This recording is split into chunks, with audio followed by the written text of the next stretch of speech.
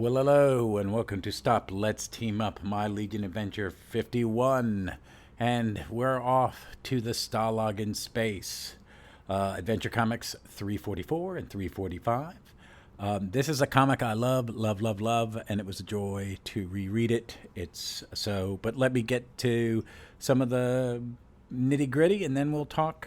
Well, I'll talk about my love of these two issues. All right, so first we will have Adventure Comics 344 with a great cover by Swan and George Klein, and it says the Super-Stalag of space. Of course, it's super, and it's of space because it's a space Super-Stalag, where Nardo and one of his robot guards is killing Superboy as he flies from a tunnel under the fence, as it were. With Matter Leader Lad, Element Lad, Cosmic Boy, and Community Boy looking on. And this was cover date May 1966. Editor Mort Weisinger. Writer Edmund Hamilton. Penciler Swan. Inker George Klein. Letterer Milton Snapin. And it is Legion of Superheroes, the Super-Stalag in space. And here are some of the vital little bits of information about this comic from the Illustrated Legion of Superheroes, issue 3 from ICG, edited by the wonderful Cat Ironwood. Adventure Comics 344, as I said. The story is called The Stalag in Space, as I said, and part 2 is called The Testing of Brainiac 5. Roll call: Cosmic Boy, Saturn Girl, Dual Damsel, Chameleon Boy, Invisible Kid, Brainiac 5, Matter Eater Lad, Element Lad, Light Lass. Villains: Nardo. Is that like Nardo's, the chicken restaurant? Love that place. No, but it's Nardo, the red-faced, three-eyed bad guy, and his android guards. Other characters introduced in this: Weight Wizard, Shadow Kid, Plant Lad, Blockade Boy, an unnamed hero from the hero of the planet Durla, and other supervillain things. Cameo appearances by Lightning Lad, Monel, and Sun Boy. The synopsis is: when Legionnaires learn that Brainiac 5 is being held as a prisoner of war on a wild asteroid, they fly there to free him. As they arrive, their ship is blasted by bolts of force and crashes. The Legionnaires survive but are overpowered by android guards and taken captive.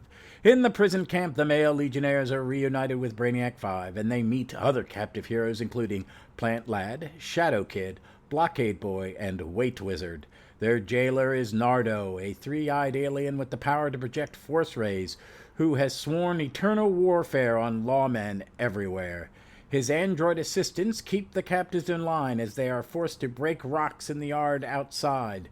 One hero, a Durlan, who was frozen into Superboy shape by Nardo, attempts to flee and is killed. Later, Brainiac 5 is taken before Nardo and informed that the alien knows of the escape plans of the heroes are forming. Brainiac 5 survives the brainwashing Nardo puts him through and returns to the barracks to announce that one of the prisoners is cooperating with Nardo as an informer. Plant Lag, soon cracks under the strain and is killed after rebelling, and Chameleon Boy, who tries to learn the fate of the girl Legionnaires, is severely punished. Finally, Matter Eater Lad and Blockade Boy break camp and run for their lives, and find Nardo's second prison camp, populated by female inmates, including the girl Legionnaires. Nardo and his androids suddenly arrive, however, and the villain fires his force rays at the escapees. This is a great comic, guys. I really, it's been reprinted before, and I'll tell you that at the end so you can go and get it. I'm reading it in Archive Volume 5, but it is one that I think I first read it. It was in a reprint later in the 80s. And I remember reading it and just falling in love. It's the Swan George Klein art. I'm just going to gush about that because I think it's some of the most fantastic comic art I've ever seen in my life. Let's kind of go through the issue a little bit, like I do, and give you some thoughts. One, the art's great. The splash page on this one is great, and here's the text from it. Brother, talk about tough spots. The Legionnaires have never been in a fix like this one. Prisoners of war in a super aliens campaign against law? So get set for the all-time epic of the 30th or any other century, the Super-Stalag of space. And it shows Superboy breaking rocks, but it's not really Superboy. It's a Durlan disguised as Superboy, and all the heroes watching, and Nardo's guards, who all look like him. Again, some of the stuff on page 2, there's some beautiful stuff. Like Brainiac 5 got a message to him by throwing a bottle with a note in it into space, and it hit a space interplanetary shipping lanes, and it hit a ship, and they report it to the science police. And then cuts back to Legion headquarters, Saturn Girls calling everybody to the spaceship, and it's just this great couple panels. You see the captain of the ship reading the note, and you see Supergirl getting all the creeps run past the monitor board, and then they're outside the tower, and they're all running up this gangplank. I mean, Kurt Swan it's just such a dynamic penciler. He portrays action in a way that is cinematic, because he draws everything really realistically, that, everybody has I've said specific faces.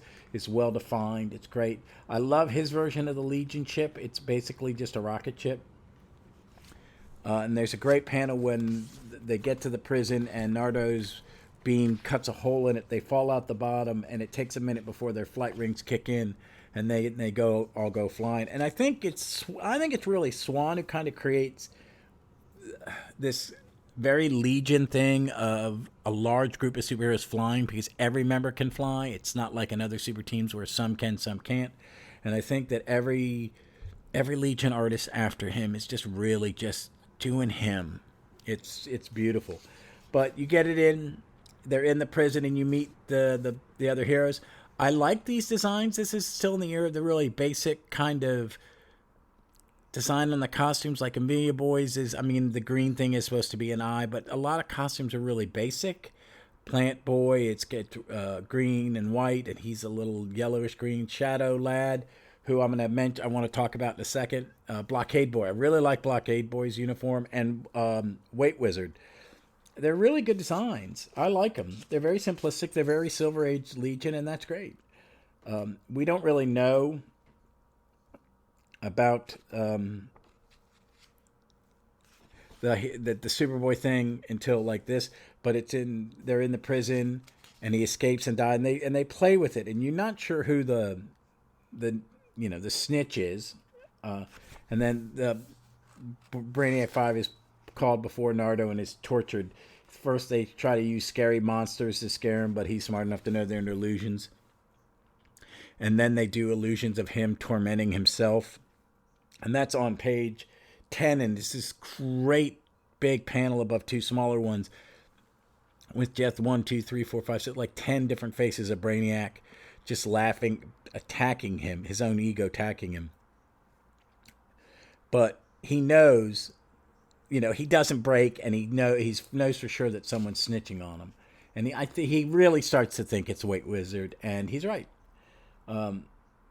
Plant Lad turns into a plan and gets killed trying to defeat the androids, and they're all sent back. They try another escape with Chameleon Boy disguised as Nardo, and it doesn't work. And it's finally Matter Eater Lad and Blockade Boy that get out. It's a nice company. I've said earlier in the last 2 podcasts that I really like these 2-issue adventures because you get a lot going on, and the stories, they're not very complicated. They're still very simple Silver Age stories, but Edmund Hamilton in these 2 issues does a great job of having plot, having conversation, having character, and having action. It's that beautiful balance. So I want to talk about Shadow Lad before we go on to the next issue. Shadow Lad is Grev Malor, real name and identity of Shadow Lad's cousin, revealed in Legion of Superheroes 2nd Series 304 in the 80s. The character suggested by reader Dennis Coughlin in the letters column of issue 340. First appearance, last chronological appearance, Secrets of the Legion of Superheroes number 2.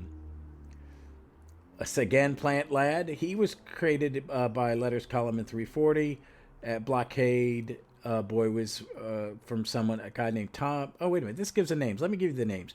Dennis Coughlin created Shadow Lad, or suggested Shadow Lad in Adventure 340. Plant Lad was suggested by Mike Young in the letters column of 340. Blockade Boy by reader Tom Keegley in the letters of 312. So that's very cool.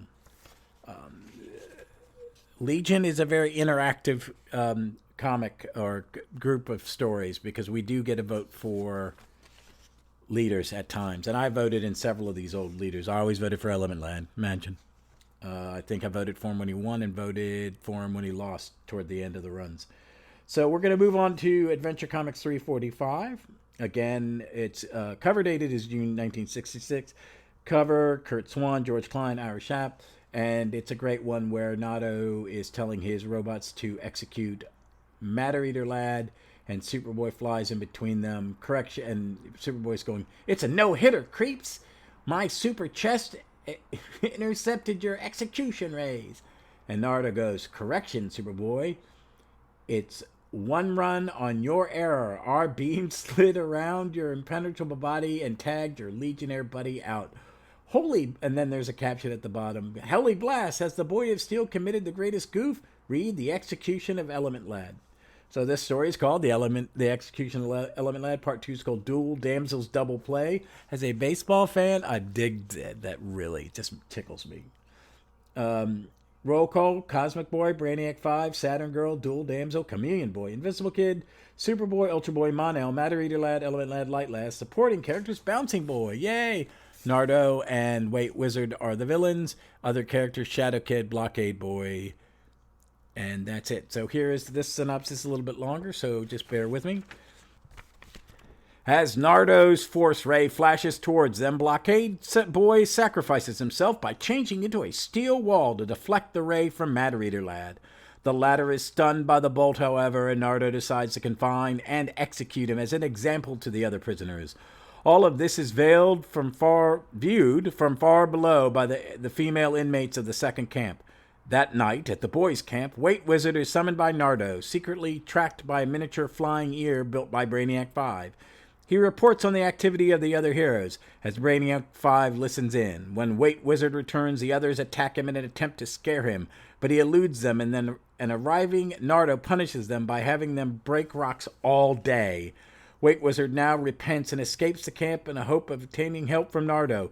Pursued by the villain his androids as he crosses a swamp with giant lily pads, one of the flowers drags him inside and kills him with its poison gas. Back at the camp, Nardo notices that Invisible Kid is missing. His third eye soon detects Kid's invisible form, and he punishes him by using a force gun to neutralize his power and reduce him to flea size for 6 hours. Meanwhile, Saturn Girl mentally contacts Brainiac 5 from her camp with an escape scheme of her own. Dual Damsel secretly splits, and that night, one of her twins escapes and reaches the boys' camp. Climbing into a tower, she flashes the light onto the jungle to bring the guard beast called Fanders charging. The male Legionnaires encounter Nardo in the resulting confusion. Brainiac 5 uses a device to blow dust on him, and Element Lad uses his power to change the dust to lead, which imprisons the villain in a lead sheath. Brainiac 5 also tape records Nardo's voice and uses this to command the android guards to release the girl prisoners. However, Nardo melts the sheath with his heat vision from his third eye and prepares to carry out Matter Eater Lad's execution. As Matter Eater Lad stands before an android firing squad, Superboy, Mon-El, and Ultra Boy suddenly arrive. Superboy deflects the gun's ray blast with his body, but it slides around him and hits his teammate. The androids are quickly overpowered and Nardo is taken into custody. As for Matter Eater Lad, he still lives, but the ray's impact with Superboy's body altered their atomic particles, so they made him super fat. And when they return to the clubhouse, reservist Chuck Tane, formerly Bouncing Boy, notes that Matter Eater Lad's new shape with amusement. It's another fun comic. It's a great follow-up to this. Let's kind of go over this a bit very quickly through it. And again, the great cover. The main page of this one, it shows the female prisoners and the male prisoners in camps that are now next to each other, looking at over the fence under the banner of Tale of the Legion of Superheroes. It says, "If watching Hogan's Heroes is giving you the idea life in a POW camp can be a ball. Our Legionaires," yes, Hogan's Heroes, really weird show, folks. I'll date myself. It was in reruns, but basically it was a sitcom set in a German prisoner of war camp, starring Bob Crane and Werner Klemper John Bannon is Sergeant Schultz, Ron Kenny, and the amazing Richard Dawson, and Ivan Dixon. It's a great show. It is really in bad taste in a lot of ways, but it's silly, and there are a lot of catchphrases I still use. So let's go back. If watching Hogan's Heroes is giving you the idea life in a POW camp can be a ball, our Legionnaires can give you a debate. They've been locked up along with other superheroes in a two-space stalags. Stalags, that's hard to say. And camp counselor Nardo has a spectacular on-recreation program. This is so sarcastic. Like the baseball on the cover, the execution of Madeline. Let's have some fun, Edmund. It's some witty stuff. I really like it. It's just kind of silly. I don't think he's trying to talk hip to the kids. I think he's just making fun of himself. And saying how silly this plot is with the superheroes. But it's gorgeous because of this Kurt Swan art. I mean, you get a little recap. You get to see them all working. Page 2, you get to see the escape, and it gets up. And then, because you don't see Blockade Boy save Element Lad in the previous issue, so you see it here. It's really beautiful. It's just gorgeous setup, gorgeous action, gorgeous storytelling. Brainiac 5 building a radio ear out of stuff he found in the camp. And Weight Wizard is doing it for more food. It's very much like Stalag, Hogan's Hero in the movie Stalag 17, which I'm going to talk about at the end too, because this is just a little bit. But you see Weight Wizard use his powers, and you see him escape, and it's really great. On page 8, the middle panel there, it's 5 panels in this page. It's 2 on top, 1 in the center across, and then 2 in the bottom. And it's the last page of Weight Wizard's escape, as he looks like the Atom almost in an Atom comic jumping on lily pads, but he just dies trying to escape. And the Invisible Kid shrinking down and being on this alien spider web and an alien mouse chasing. It's really, really creepy. And avoiding being stepped on by Cosmic Boy. He has to climb into his talk, and then he goes back. And you get to see, it's just, and then the breakout. Really, there's a thing on page 14 is some more running heroes. Kurt Swan can draw the heck out of some running heroes. And the very 60s aliens crushing the gate and the firing squad. It's a lot of fun. But it's great to see Bouncing Boy. You know, he looks like Bouncing Boy, skinny Bouncing Boy, laughing at, not fat shaming, but he's laughing at Element Lad because he looks like Bouncing Boy did when he used his powers.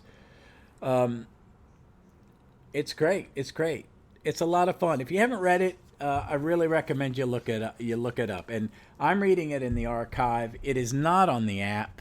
It is in an omnibus. I'm not sure which one it is. Probably 3. It would probably be in 3. It's late enough.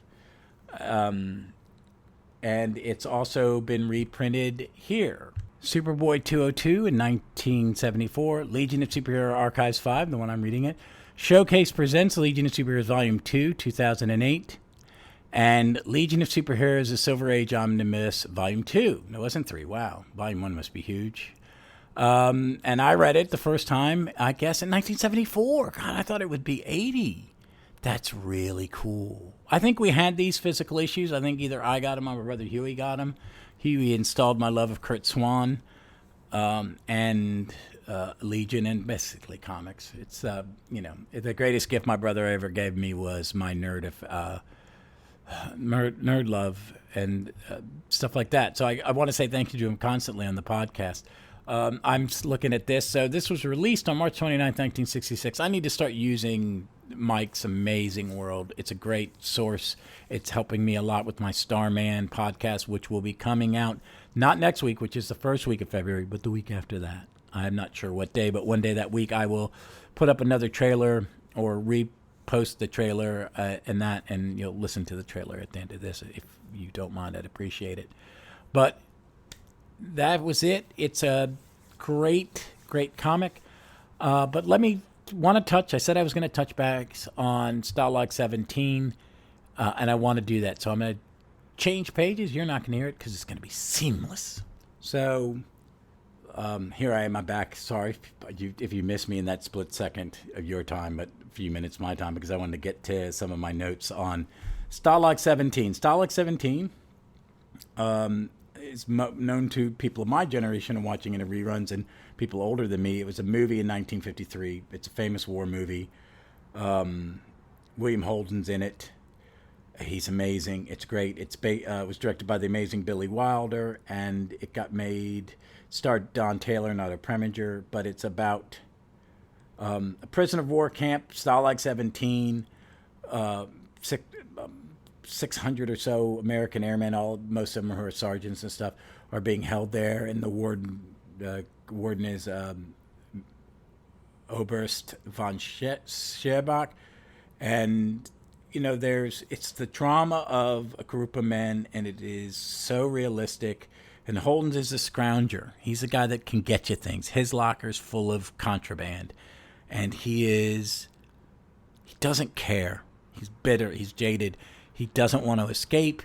He doesn't play favorites, and they figure out there's a snitch, and they think it's him, and he gets beat up, and it ends up being Peter Graves from Mission Impossible.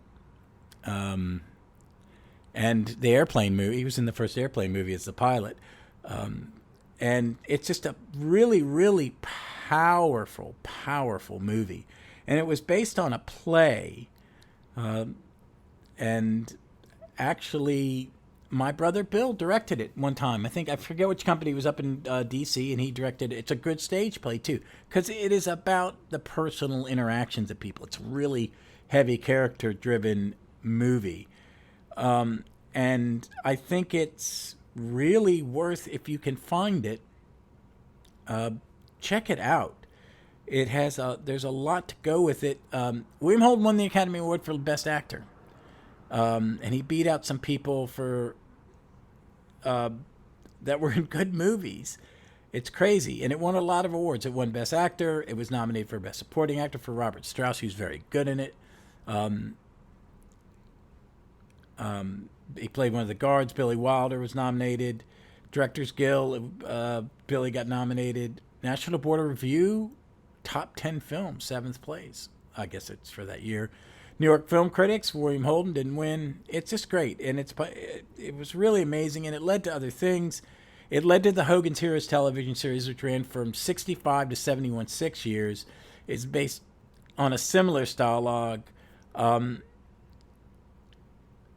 And actually, one of the characters who was in it, in Stalag 17, guest in it. I didn't know that. It's really good. It's worth your time to watch it. It's a very, very good film. Billy Wilder is an amazing director. William Holden, an incredible actor, and it's a very deep thing. But I think Edmund Hamilton probably saw that in '53 and was like, "Oh, wow, what a great idea!" But then he was watching Hogan's Heroes, and he went, "Hey, I can do it with the Legion." I don't know, but it's pretty obvious. And I'm really doing it. This was the last issue for a little bit. I wanted to touch on this. That we've had Jerry Siegel, the creator of Superboy and of Superman, write some auto binder. Edmund Hamilton writing most of the stories. And it's been great. But now, the next story is really important for a whole lot of reasons. One, introduction of Karate Kid, Pharaoh Lad, Princess Projectra, Nemesis Kid, who kind of is a throwaway in this one. Not really. He's got a big part in this, and then he's got a huge part in 80s Legion, in one of the most amazing storylines in the Baxter era. But it is also the first stories written by the amazing 14-year-old Jim Shooter. And I've done an episode about Jim Shooter on Fantastic Comic Fan, so I will find a link to that. Or just go to Fantastic. I'll put a link to Fantastic Comic Fan and look for the one where we talk about Jim Shooter. It was a lot of fun. But Jim Shooter, who is, is known for that. For this is his big thing, and he was famous for this. And then when he was the editor of Marvel in the 80s, and people have opinions on him. I think he was a great editor. I think he really ticked some people off. But he was good editorial. I like a good, strong editor on a comic line. Maybe a little more personable, but some of the greats were not the nicest of people. Julie Schwartz could be a little rough. Murray Boltinoff, you hear stories of them being a little controlling, but that's their job in a way. But that's another thing. They helped produce. They're not the artists, but they helped produce some of the greatest comics of all time. And I think this next bunch of issues by this kid, Jim Shooter, are absolutely amazing and so important to Legion that I can't wait to read them again. And I've read them a lot. I remember the day I bought 346. I called my brother and said, I've got the first one and the second one. I think I got them on the same day. And he come in, I think I may have been living in my mom's house or something, but we got together and we sat down and we read them. And I remember that. We had a good time and we watched some, we probably had talked about these and, hey, Stalag 17, because I know we watched that on where I grew up in D.C., in Alexandria, outside of D.C. We didn't have cable, but we had a lot of TV stations because we got all D.C. and Baltimore. And Channel 5 in D.C. then would show black and white movies. And I know I've seen Stalag 17 20, 30 times. Just watched it. And I feel that way about this comic. But back to Jim Shooter. It's going to be a lot of fun. That is next Thursday. I think Thursday is going to be the new day for Legion. It's just the way my schedule works. I've got a lot to do on Starman. I have a guest recording tomorrow. That may be the weekend episode or it may be the next week, but we will be discussing the roll call of the Justice League up to Crisis. And I hope it's a fun conversation. I'm looking forward to it. And don't forget to check out in 2 weeks the first Starman episode. I'm really going to do some deep work on it to get it ready. I just want it to be just right. I'm very stream of consciousness, if you can tell, on these things. But that one I want to be a little tighter.